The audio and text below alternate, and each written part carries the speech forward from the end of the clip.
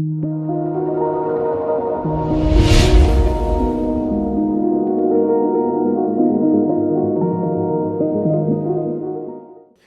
invito a abrir la palabra en Hechos, capítulo 7.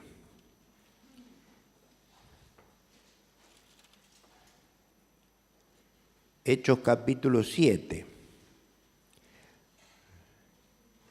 Parece muy rápido de decir, lo apedrearon a Esteban. Muy rápido. Pero usted imagínese cuando está ahí y le van tirando una piedra y una piedra cae en el pie, una piedra cae en la mano, una piedra cae en un ojo y va de golpe desmoronándose, ¿no? Y en la defensa que él hace, en el texto 22, 7:22 de Hechos de los Apóstoles, dice, y fue enseñado Moisés en parte de la sabiduría de los egipcios, y era poderoso en sus palabras y obras. Y fue enseñado Moisés en parte de la sabiduría de los egipcios, y era poderoso en palabras y en obras. ¿Está bien? ¿No? ¿Qué parte no? Toda la sabiduría de los egipcios. Es bravo esto, ¿eh? Recién se habló del Imperio Romano, ahora hablamos de Egipto, primer mundo. Dice que fue enseñado en toda. Ahora Lucas no se le va la pluma cuando escribe, y si dice todas, es todas. Ahora, la sabiduría de los egipcios en aquellos años tenía multifacetas que lo llevan a la persona a culturizarse de una manera global. Las personas nobles tenían que educar su cuerpo y con gimnasias y con movimientos aeróbicos y corporales desarrollaban su cuerpo de una forma imponente y era prácticamente una obligación que lo hacían. De modo que Moisés fue educado en esta disciplina, ¿sí? En toda la sabiduría que el cuerpo mostraba y evidenciaba que era una persona noble, era de la nobleza. Tenía una disciplina corpórea impresionante. Josefo dice que era lindo, que era hermoso en su parecer, un historiador importante de considerar. La cultura que tenían los egipcios, trascendía las fronteras porque tenían información de todo el mundo, de modo que se habían culturizado y conocido otras especies de culturas transculturales, y esto se invocaba ahí y era parte de la sabiduría de los egipcios. En la medicina habían incursionado en anatomía y nos dejaron un buen legado de todo lo que investigaron y de todo lo que descubrieron, en parte anatómica y fisiológica, e incluso tratamientos medicinales, alopáticos, homeopáticos y demás, lo hacían a un país muy poderoso en lo que era esta disciplina de curar, del arte de curar. Las universidades de Alejandría, de Heliópolis, mostraban aulas y cátedras llenas de conocimientos que hacían que este pueblo brillara por sobre todos los otros pueblos que estaban a su alrededor. En arquitectura y en ingeniería fueron únicos. Yo cuando era chico, tenía 12, 13 años, 15, leí El enigma de las pirámides, un librito así que me impactó en aquella época cuando no había tantas cosas para ver. El enigma de las pirámides, cómo trajeron esos bloques y los concentraron de una forma y de otra, y dice que en algunos de las pirámides, como Kefren, Miserino, Keops, dejan un lugar y un orificio desde el sarcófago que atraviesa toda la pirámide, y cada tanto tiempo pasa por allí satélites y pasan elementos y astros del espacio como la luna, el sol, y estaba todo calculado para que pasara así. De modo que en astronomía eran únicos. Ahora, todo esto culturizado en un solo hombre, era muy importante de considerar. Y en cuanto a leyes, habían avanzado y habían hecho códigos civiles, pero estos códigos civiles se esfumaban si no tenían donde los imprimían y lo plasmaban. Para eso los papiros y para eso los jeroglíficos. Inventaron un sistema de lectura con dibujitos a los ojos nuestros, con dibujitos donde dejaban mensajes y dejaban plasmadas para otras generaciones las culturas. Como que hoy tomamos libros y leemos lo que otro ha descubierto y lo hacemos nuestro gracias a lo que está escrito y lo que podemos ver.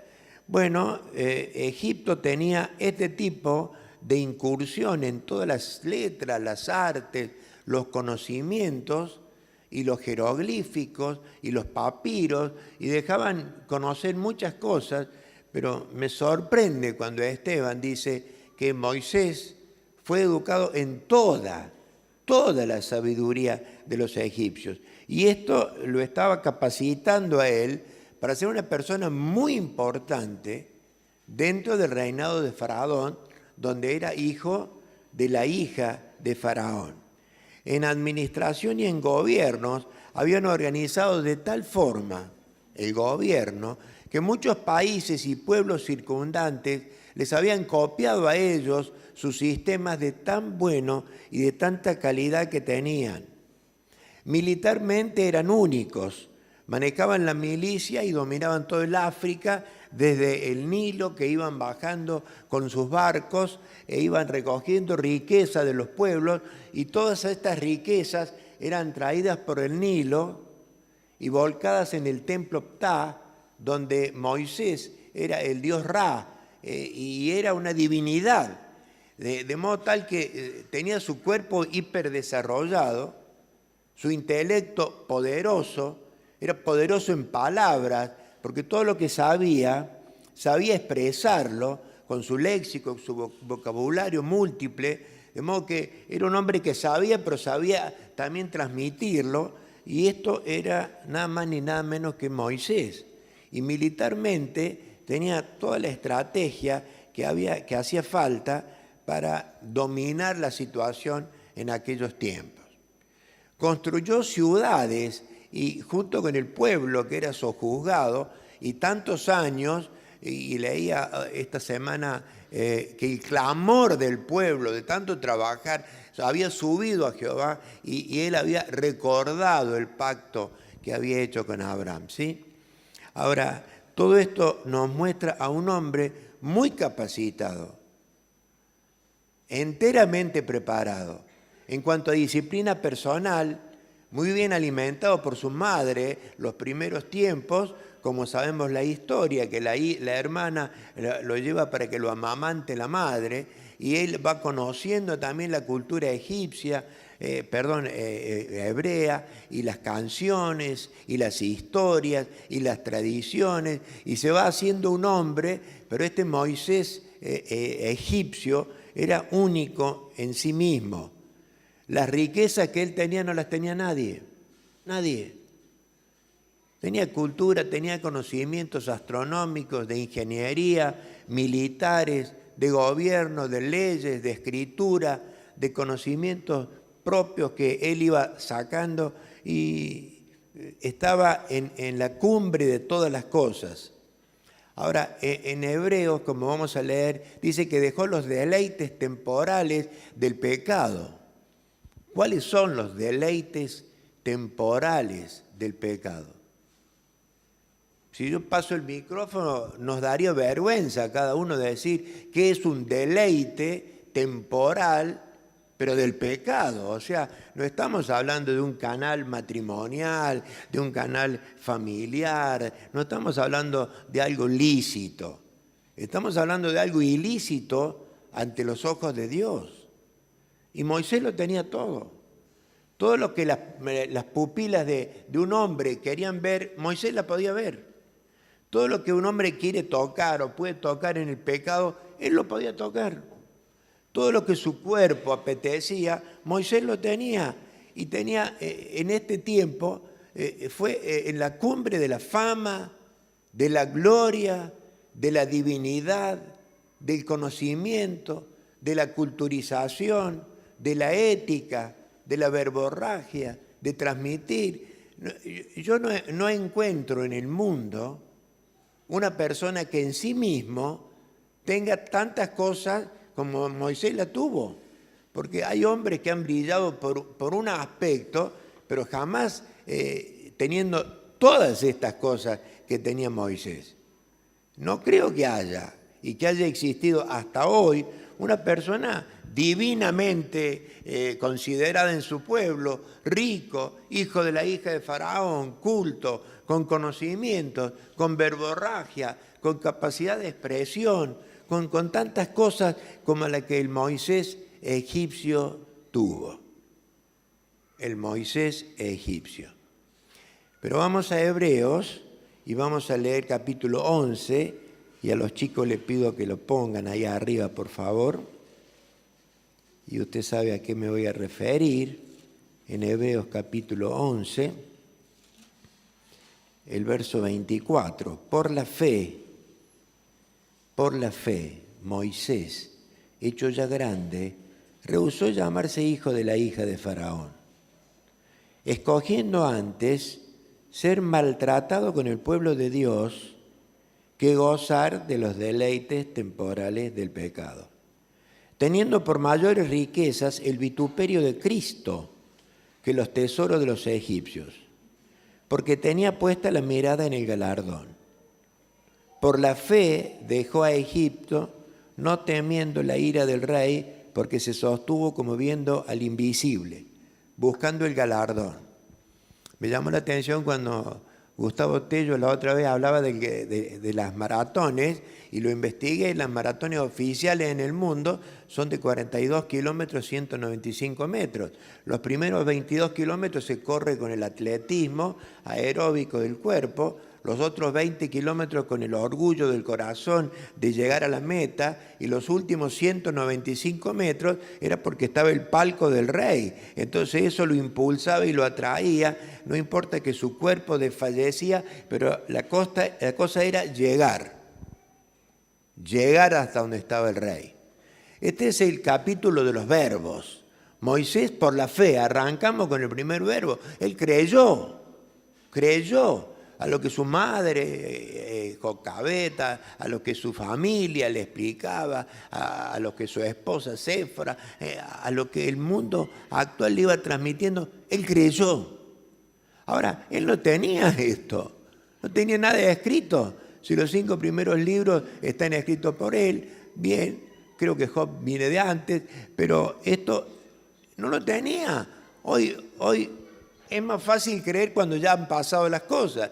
Cuando miramos atrás en la historia, y Jesús hace 2000 años existió porque la historia lo corrobora, bueno, es más fácil. Pero aquí Moisés creyó. Él tuvo una niñez de dobles lugares, pero se fue inclinando su corazón porque recordó, otro verbo, recordó a su pueblo y lo vio gemir y sufrir, hasta que en un momento mató a uno para defender a alguien de su pueblo. Recordó, creyó, maduró, hecho ya grande.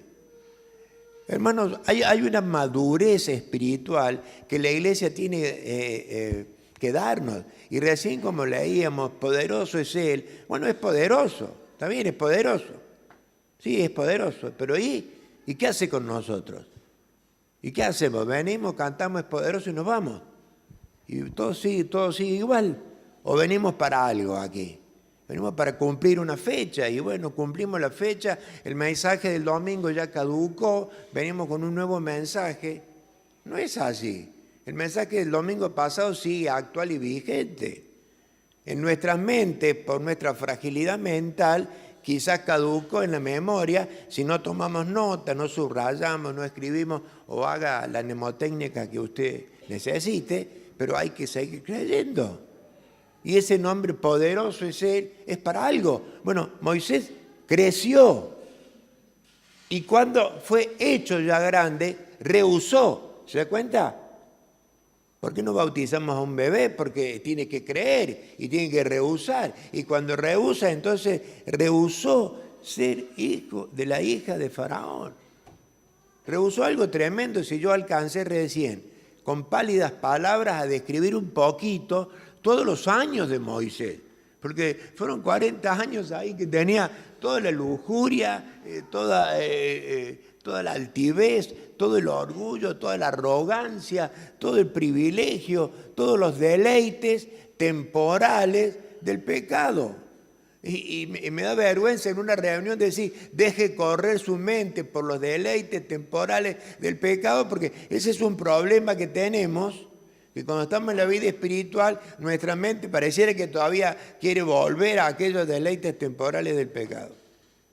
Bueno, este hombre rehusó y comparó gozar de los deleites temporales del pecado con ir a sufrir con el pueblo de Dios. ¿Qué cosa? ¿Qué comparación? No estamos hablando de dos cosas parecidas, estamos hablando de entrar por un camino angosto y difícil, el cual iba a ser, y si no pobre, iba a terminar siendo la momia que no fue. Y los turistas hoy irían a ver allí, verían que Efrén, Miserino, Kios, Moisés, y los pocos turistas que pueden ir ahí a ver se sacarían una foto delante de la momia de Moisés. Mientras que los miles de millones a través de los años, gloria a Dios, encontramos en los libros de Moisés, encontramos en este resumen precioso de estos poquitos textos que saltan de la Biblia, pegan en los ojos, llegan al corazón y nos hacen cada frase mirar, leer, zambullirnos, disfrutar, sentir que el Espíritu fluye, corre en nosotros y nos desafía. Poderoso su nombre, pero poderoso ¿para qué? Para estas cosas poder vivirlas y disfrutarlas y tenerlas si nosotros las podemos tener. Rechazó las cosas que el mundo le daba en aquel tiempo. Y escogió, ¿qué escogió? Ser maltratado con el pueblo de Dios. No ir a la plaza de la Intendencia, cantar, que nos brinde un lugarcito, tener un espacio en una latitud mundial en donde no nos persiguen, no hay sangre, todavía no existe un rigor contra nosotros. Hay hermanos en el mundo que están siendo maltratados por el pueblo de Dios por escoger la fe en el Señor Jesucristo. No temió la ira del rey. Hay un rey que tiene una ira y está en contra de los hijos de Dios. Sépalo, hermano. Esto no es un juego, venir a la iglesia a cantar, identificarnos. Mire, el diablo no es omnisciente como el Señor. El diablo ve, el diablo muestra a través de sus demonios que contra la iglesia ha puesto lo peor y nos ve que venimos y cumplimos y cantamos y nos vamos y él sabe de nuestra vida espiritual por nuestras conductas privadas, personales y públicas también. De modo que él va a querer la ira desencajarla contra nosotros.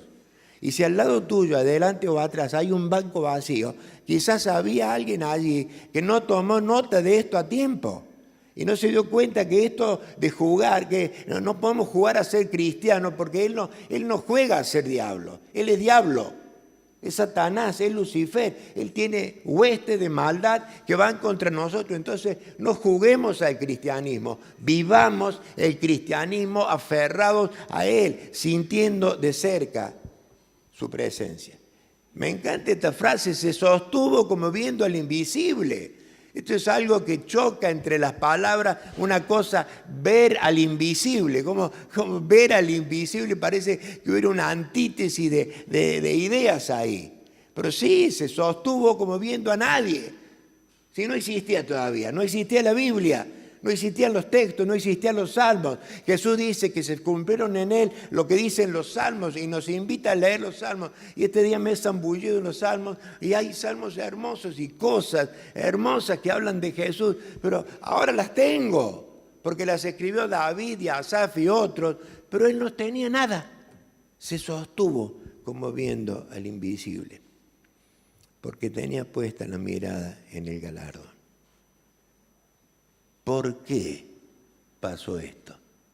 ¿Por qué el Moisés egipcio se transformó en el Moisés hebreo? ¿Por qué? Éxodo capítulo 3, lo último que vamos a leer. Les invito a los chicos de multimedia, tan gentiles y tan útil es su ministerio cada domingo, abrir y ponernos Éxodo capítulo 3. Vamos a entrar en el verso 2.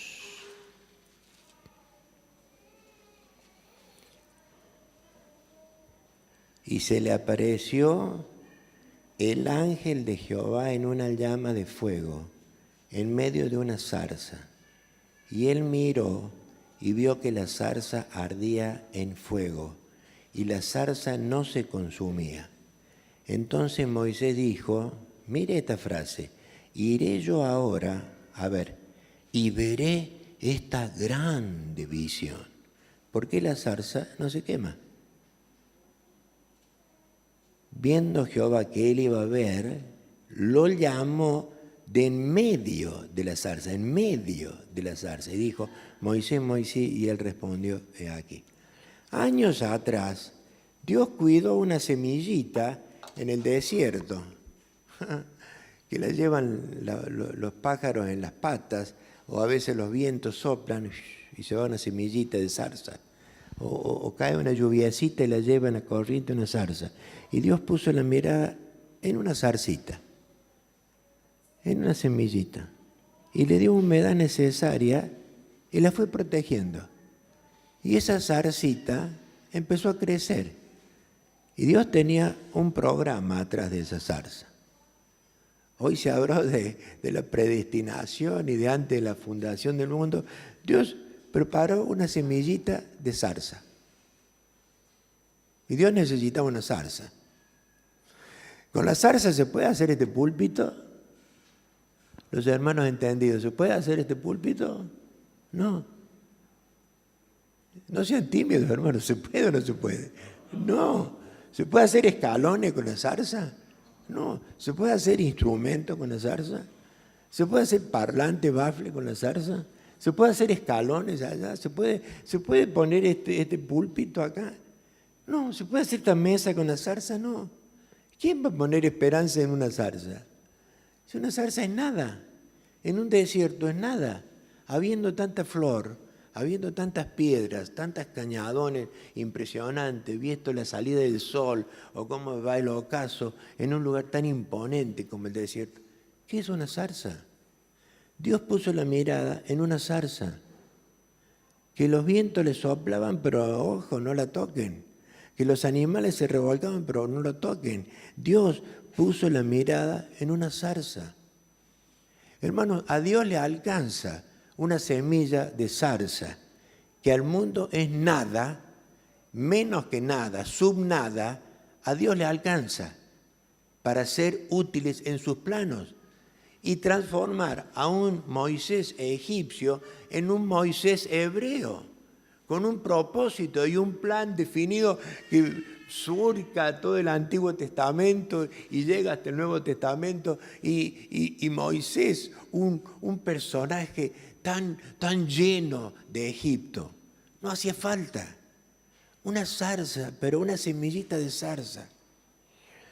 Quizás sos un hermano virtuoso y bueno, yo lo veo a Lionel acá suelta. Hoy estaba con la batería, otro día agarra el bajo, otro día está con la guitarra. Los chicos vienen, las chicas tocan el violín, tocan guitarra.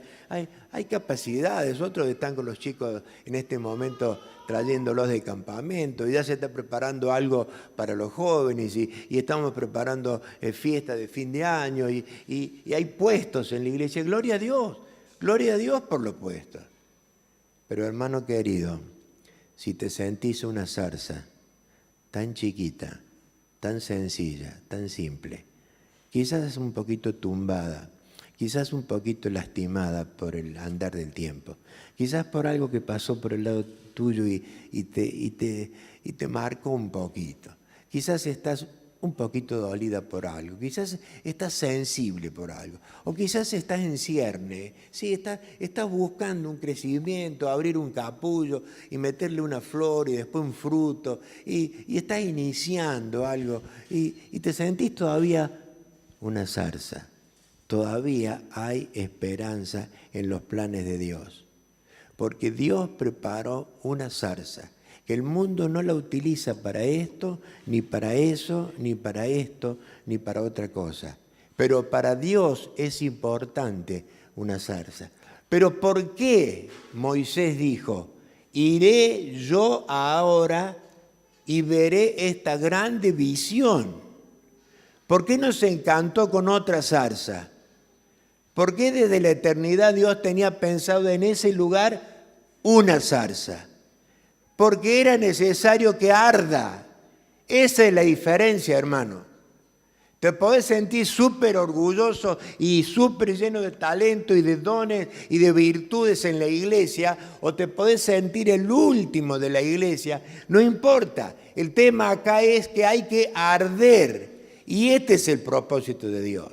Meter el fuego de Dios para deslumbrar a un hombre que caiga ahí casi de rodillas, se saque las sandalias, símbolo del despojo, para decir, Señor, háblame. Pero me llama la atención, dice que Dios le habló de en medio de la zarza. ¿Te das cuenta? Ardiendo. La zarza tiene que arder, pero Dios va a hablar del medio. Esto me habla de integridad. No alcanza un poquito de espiritualidad para tocar instrumentos. No alcanza un poquito de espiritualidad para ser líder de un área o colaborador de un área. No alcanza un poquito de espiritualidad chiquito mientras que el resto en el mundo vivimos como queremos. Esto me habla de identidad y el fuego es símbolo de algo que está quemando y algo que está purificando. Algo que está santificando. El fuego me habla de algo que se está consumiendo. Y si hay un asiento vacío al lado tuyo, quizás había alguien años atrás y gracias a todo el esfuerzo que hizo y se consumió. Y tenemos lindos nombres y lindos apellidos en la iglesia en tantas décadas que no los voy a mencionar porque usted los conoce, pero gracias a Dios que fueron zarzas que ardieron y cada una en lo suyo nos mostraron del medio de sus vidas a Dios hablándonos y a Dios trayéndonos instrucciones. Y él recibió instrucción en ese momento de una zarcita que el mundo no le daba un peso, pero esa zarza ardía. Y lo importante es esto, hermano. Que sepamos que si somos algo y hacemos algo y brindamos algo en la iglesia y la iglesia se beneficia con algo y con algo podemos hacer crecer a otros y crecer nosotros mismos, es porque el nombre poderoso es el de Él y Él tiene que arder en nosotros. Y este es el punto de inflexión final que voy a dejar para decir, quebrate en tu orgullo, dejemos el orgullo del lado, la vanidad, la experiencia, dejemos la mochila de la trayectoria, basta de los títulos ganados en el pasado. Hoy, 3 de noviembre, es necesario que ardamos, porque Dios necesita hablar desde el medio de cada uno de nosotros y eso va a venir cuando venga el fuego de Dios en nosotros. ¿Y qué es el fuego de Dios? Es disponerte a dejar al mundo, es disponernos a crecer más en Él, es disponernos a pasar más tiempo en contacto con su presencia, es disponernos a dejar nuestro orgullo, nuestra forma, nuestros estilos, para decir, Señor, aquí estoy, rendido a tus pies. Te alabo, Señor, porque eres bueno y porque grande es tu misericordia. Como dicen 3 salmos cuando empiezan, pero se dice, los redimidos que lo canten, que lo digan. Hermano, es necesario sentir ese fuego. No importa si sos chiquitito, así hablando desde el punto de vista humano. No importa si sos grande. No importa si sos la cúspide. No importa si sos de abajo o del fondo. Lo importante es que cada uno salgamos desafiados en esta noche para decir, Señor, hay Moiséses egipcios que tenemos que cambiar a Moiséses hebreos. Hay personas que yo tengo que ganar de mi familia y transformarlas en cristianos. Hay personas que me rodean todos los días en el trabajo y yo necesito impactar en ellos, pero tengo que arder, tengo que purificarme. Hay una vida privada. Hay una vida personal, hay una vida muy íntima que no la conocemos, pero Dios la conoce. Y Él está dispuesto hoy a arder, porque hay un propósito. Vos pensás que si con una semillita de zarza un día tuvo un propósito y puso su mirada en esa, vos te pensás que hoy, criaturas de nosotros, hechos a imagen y semejanza de Él, en santidad y pureza, pero después el capítulo 5 de Génesis dice a imagen y semejanza de Adán, y bueno, caímos en pecado, pero somos criaturas de Él. Hermano, ¿vos te pensás que no va a haber un propósito en nosotros? Si Él nos adquirió ya sabemos el texto, pero ¿anunciar qué? Y anunciar de todas formas, uno con esto, el otro con aquello, el otro con aquello. El programa de la iglesia tiene que marchar, pero es necesario declinar, es necesario confesar, es necesario ahondar en su presencia. Boga mar adentro, le dijo Pedro, ¿qué habrán hablado ahí? No sé qué habrán hablado, pero hace falta el desierto de Arabia como Saulo de Tarso. Hace falta el Sinaí como Moisés. Ahí la noche, el espejo del cielo, el firmamento que se le caía, el sonido del viento, el alimento frugal, el ruido anoche, la tranquilidad, pero la comunión con Dios. Y de ahí salió imbuido este hombre, de ahí salió lleno. Pero una zarza. A veces es difícil compararnos con Moisés, pero con una zarza nos cabe un poquito más. Pero el secreto es que el fuego de Dios nos queme. Del medio del fuego salió la voz que cambió a Moisés. Y es necesario integridad en los caminos del Señor. Vamos a inclinar las cabezas todos. Vamos a estar pensando. Y cada uno, hermano, tome una decisión en esta noche. Que no sea una reunión más. El Señor nos ha traído aquí un día especial. Estamos caminando los últimos 60 días del año y se nos va este año también. Y vamos a seguir todavía con algunas cositas del pasado, algunos aspectos sin vencer de los deleites temporales, algo que nos castiga, algo que nos hostiga, algo que es caprichoso y no lo podemos arrancar. Una confesión, hermano. El que confiesa y se aparta alcanza la misericordia que viene del Señor. Hacele una oración en este momento en tu corazón. Hacele una oración.